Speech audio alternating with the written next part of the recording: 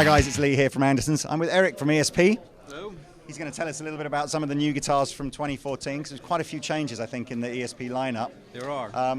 Let's start with, can you explain to the guys kind of how ESP Original, so what's the, that's a little different from last year now. ESP Original is a product line that is built alongside the Custom Shop Craftsman. So it's a smaller scale production line called the ESP Original Series, but it's made alongside the Custom Shop Craftsman, and it made in the same facility as the Custom Shop guitars. Yeah. The Original Series, that's this line right here. So this is kind of, you're going to see a good mix of new shapes, unique shapes for ESP like the Mystique, the FRX, which kind of reminds me of the Japanese anime kind of vibe, and this is getting a lot of attention this year, the FRX series. There's some familiar shapes like the Eclipse that we've seen. There's new bases, the Stream bases that we have as well, the Horizons and the Eclipse, so all part of the line that's part of the ESP Original Series that's made at alongside the Custom Shop. So this is the kind of, not quite creme de la creme, as in you've got the really kind of crazy stuff, but this is pretty much as good as it gets from ESP. This is as good as it gets at a production level, but they're in small batches, not like a full-on production level, so small batches of these guitars. So let's wander around, because the next range we're going to look at is E2, and this is where last year this was sort of LTD Elite for a little while, wasn't it? Yes, so what happened was we had 3 product lines that were launched, well, 2 of which were launched last year. E2, which was available in Europe and Asia, and LTD Elite, which was a line that we had in the US, and you had ESP Standard, and they were all made at the ESP Standard factory. So all made in Japan, and all similar to some degree, but there were 3 different product lines.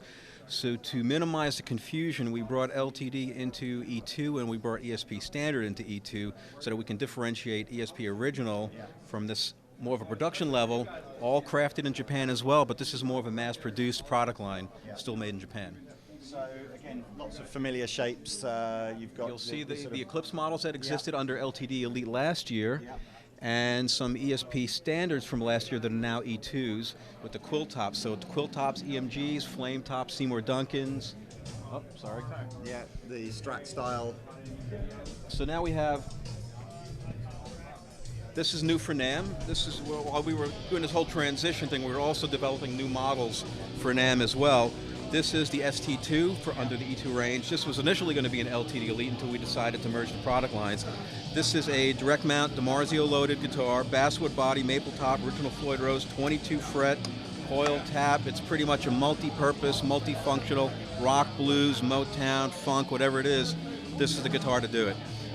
So we have this in Tiger Eye, see-through black, emerald green, and reindeer blue as part of the offering for now. And these are custom wound specifically for this guitar from DiMarzio.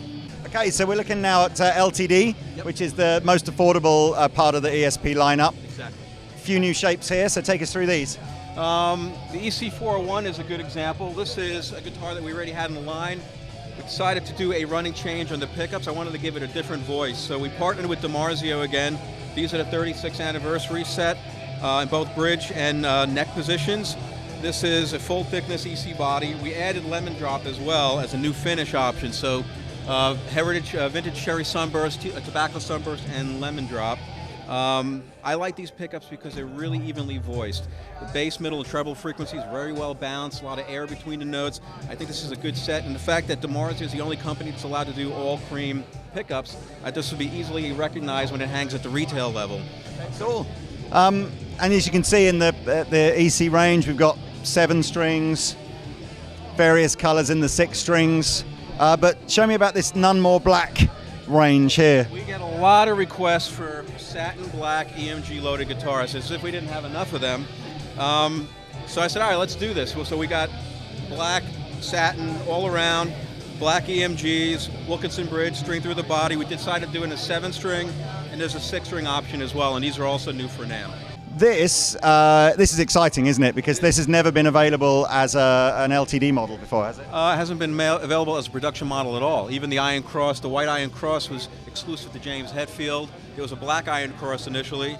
So James has been playing the white Iron Cross quite a bit. So we decided to go with introducing an ESP version and a more affordable LTD version of the same guitar. Very similar, you got the same James Hetfield headset in both guitars.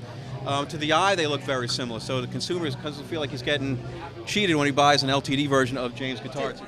Have all the Hetfield guitars gone over to the headset now? Yes. Because that for a while they stuck with the EMG 63. I forget which. No, for a while some of the Hetfield guitars just had the regular 81, 83 set in them. We're employing the EMG headsets in all the Hetfield model guitars. So on the snake bites and also the iron crosses, yeah. Yep, and awesome as well. Well, actually, that's the one that has the same the EMGs that you're talking about. Right.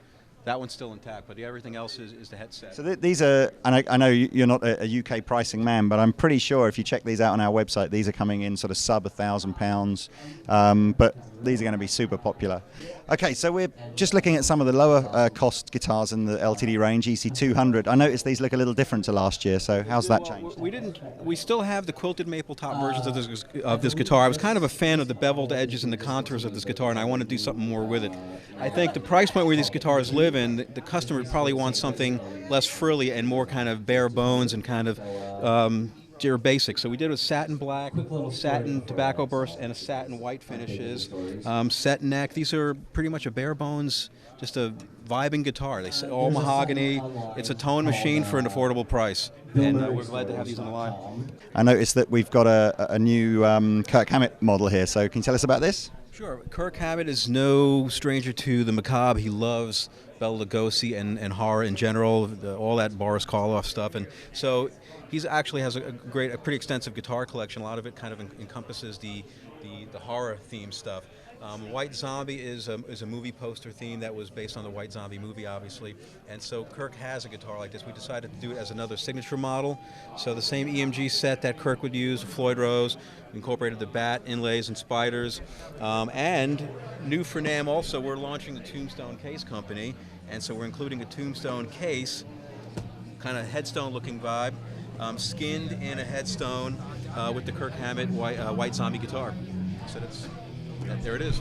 Cool. Well, look, really appreciate you taking the time to take us through the range. Thanks very much for that. We'll see you soon. Okay, that's it. We're going to go and get some footage of a guy playing guitar now, so see you next time.